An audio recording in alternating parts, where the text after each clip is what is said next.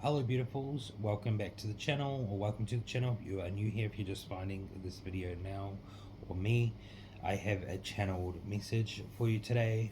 There is a point where an ending stops being something you are moving through and becomes something you have already crossed.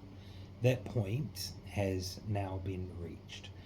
The silence that followed was not stagnation, it was not abandonment, and it was not evidence that nothing was happening at all. There was simply nothing left to keep feeding into the structure that had already ended. The true line went quiet because the work changed. What had previously been spoken, planted, exposed, and established did not need to be repeated forever. There comes a point where truth stops needing another explanation and begins demanding physical form. That is where the True Line Collective is now. The next evidence is material. It comes through things that can actually be touched, entered, held, signed, inhabited, moved towards, and built upon. A door opens, a place becomes available, a resource appears, a route that previously existed only as possibility suddenly becomes something you can physically step into.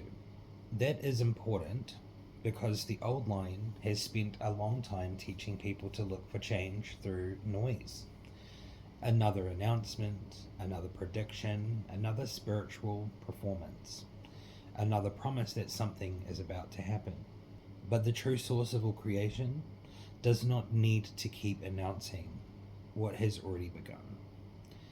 When the true line moves into embodiment, the proof becomes the structure itself.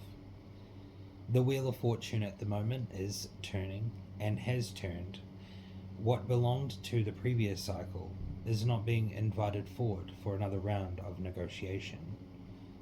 The world is closing around what has completed. Some things will simply stop following you. Some structures will lose their relevance. Some battles will become impossible to continue because you are no longer standing inside the place where they were able to reach you. And then judgment. It begins to show itself differently.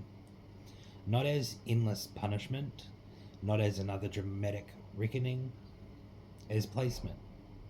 What belongs forward begins moving forward.